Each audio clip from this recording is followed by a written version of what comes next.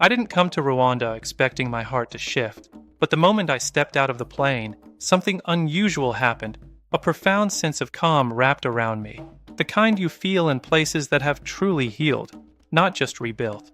I'll never forget my first glimpse of the land of 1,000 hills. From the airplane window, those endless green waves unfolded like a breathtaking painting that refused to end, with rolling landscapes rising and folding into each other perfectly under the soft daylight. When the plane finally touched down in Kigali, I expected noise, chaos, and crowds. But instead I stepped into a calm, organized airport filled with warm smiles from friendly staff, making it feel more like a peaceful sanctuary than a bustling capital city. The ride from the airport was eye-opening, revealing spotless roads and impeccably clean sidewalks throughout the city, which is surrounded by beautiful, lush green hills that stretch endlessly. I remember thinking how this was one of the cleanest urban areas I've ever seen in Africa, perhaps even the world. This remarkable cleanliness is largely due to Umuganda, a monthly community service day held on the last Saturday of every month, where people of all ages unite across the nation to sweep streets, collect litter, and maintain their neighborhoods, fostering a culture of collective care. This shared responsibility through Umuganda fosters a deep sense of unity and pride among Rwandans, which perfectly explains the calm, orderly atmosphere that permeates the entire nation and makes visitors feel so welcomed and at ease. My visit to the Kigali Genocide Memorial was a profoundly moving experience that changed me. It revealed a nation that has transformed the unimaginable pain of its tragic past into incredible strength and resilience, refusing to let history define its future. The memorial stands as a powerful testimony to Rwanda's resilience, where after the darkest chapter in its history, the light has returned brighter than ever, illuminating a path of hope, renewal, and progress for all its people. Kigali surprised me at every turn, from the vibrant Kimironko market where I got lost in a sea of colors, voices, laughter, fresh fruits, spices, and vibrant fabrics with people calling out genuine warmth, to the artistic expressions at the Inema Arts Center where art dances, breathes, and speaks through innovative displays. The lively Nyamarambo district pulsed with infectious energy, full of bustling street scenes and vibrant activity that felt like the heartbeat of the city, while the Kigali Convention Center glowed spectacularly at night with colorful lights, symbolizing Rwanda's modern rise and ambitious spirit. Rwandan cuisine completely won my heart with its delicious, smoky brochettes that made me close my eyes in delight, the comforting richness of isambi made from cassava leaves cooked with peanuts, and the heavenly aroma of locally grown coffee that filled the air with warmth and invitation. Navigating Kigali was incredibly easy and stress-free, thanks to its smooth, well-maintained roads, respectful drivers who follow rules diligently, and the abundance of safe bike taxis along with reliable ride-hailing services like Bolt that made getting around a breeze day or night. Rwanda stands out as exceptionally safe for travelers, with many countries eligible for straightforward visa on arrival upon entry, and both English and French widely spoken by locals who are always eager to assist, making communication smooth and welcoming. The best times to visit Rwanda are during the dry seasons, specifically from June to September or December to February, when clear skies and minimal rain ensure pleasant weather for exploring the landscapes, cities, and cultural sites without interruption. On my last evening in Kigali, as I stood on a hill watching the city lights begin to flicker like tiny stars against the dusk sky, I realized that Rwanda is not just a beautiful destination. It's truly inspiring in its journey of recovery and growth. This nation serves as a powerful reminder that no matter how dark the past may have been, light can always return, bringing hope, healing, and a brighter future to those who persevere.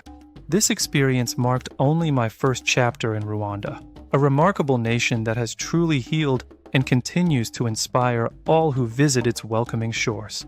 I thought Kigali was Rwanda's heartbeat. I was wrong. The real pulse of this country lives beyond the city, where hills rise endlessly, lakes sparkle like mirrors, and every village tells a story older than time. I didn't just travel. I became part of a story that had been waiting for me. The drive out of Kigali felt surreal. Hills rolled endlessly into the horizon, and valleys seemed to cradle the clouds themselves. Every turn of the road revealed a new frame that looked like it belonged in a painting. The smell of fresh earth mixed with the scent of tea plantations. I couldn't help but roll down my window and let the breeze carry me, cool, crisp, life-giving.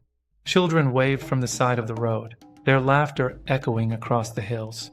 It was impossible not to smile back. Rwanda's hills are alive. Every slope is dotted with tea fields that ripple like green oceans. I stopped at one plantation, and a local farmer offered to show me how tea leaves are handpicked. The precision, the rhythm, the care. I realized this wasn't just farming. It was art. Further along, I found a small hilltop village. Homes made of clay and corrugated roofs. Smoke curling from kitchen fires. Children chasing goats.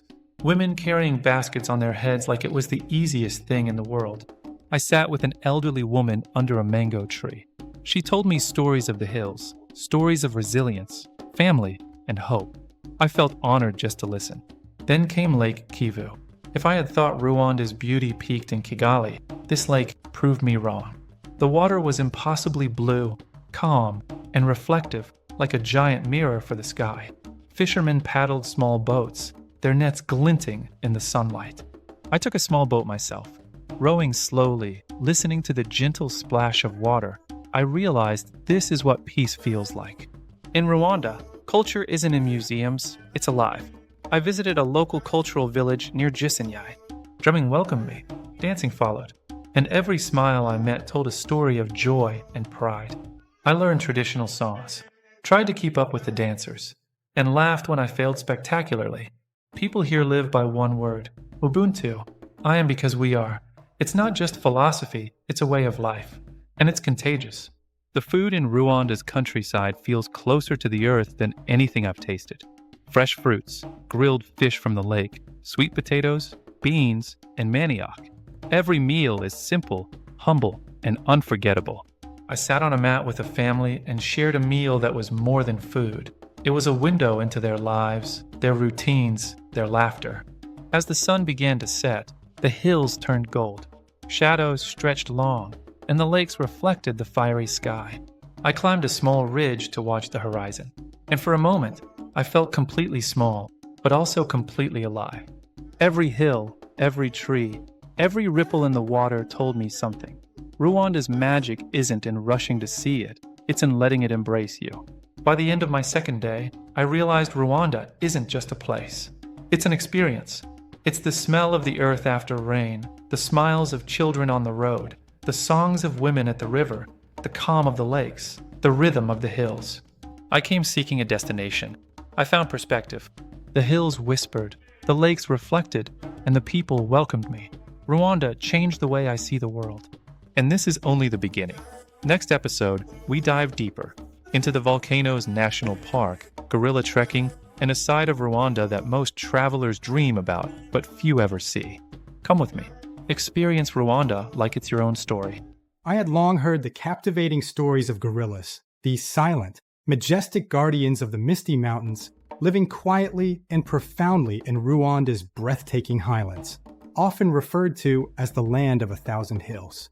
Nothing could have truly prepared me for the profound moment I locked eyes with a magnificent silverback. Time seemed to freeze, and the entire world around me simply disappeared, leaving only an intelligent, calm gaze. The scenic drive to Volcanoes National Park felt like entering an entirely different world, with misty, verdant hills rising majestically out of the clouds, and every winding bend revealing new, vibrant layers of lush green foliage. Along the roadside, friendly villagers waved, and joyful children ran barefoot through the fields, creating a timeless scene that made me feel as though I was moving backward to a place where life truly follows the natural rhythm of the earth. At the park gate, I joined a knowledgeable local guide who meticulously explained the crucial rules for our trek. No sudden movements, maintain quiet, and always show profound respect for the gorillas in their natural habitat. The challenging trek began uphill, with thick mud clinging to my boots and a mystical mist wrapped tightly around the ancient trees, a constant reminder that I was now deeply immersed in the gorilla's wild, untamed world. Then, through the dense foliage, I finally saw them. A magnificent family of gorillas, including a massive silverback, lounging peacefully in the forest, completely unbothered and at ease with our respectful presence. A curious young gorilla cautiously approached, its gentle movements captivating me, and my heart leapt as I realized I was engaged in a profound, silent conversation with nature itself, a connection beyond words. After the exhilarating trek, I wandered deeper into Rwanda's stunning highlands, where endless rolling hills, meticulously covered in vibrant tea and banana plantations, stretched out before me, creating a truly mystical landscape. I was welcomed into a local family home, where the warmth of their hospitality was as rich as the stories of the land, their ancestors, and enduring hope that flowed freely, much like the gentle wind through the valley. Hidden within these majestic highlands are two serene treasures, Lake Burera and Lake Rohondo, small, tranquil lakes nestled amidst volcanoes, their calm waters perfectly reflecting the vast, clear sky like flawless mirrors. I rented a small canoe and gently glided across the glassy surface of Lake Burera, where the profound silence was broken only by the soft lapping of the water against the canoe and the distant whispers of the clouds above. As the evening gracefully approached, I climbed a small ridge, gaining a breathtaking vantage point overlooking the majestic volcanoes, and watched in awe as the sun slowly dipped behind their towering peaks, painting the sky in vibrant hues.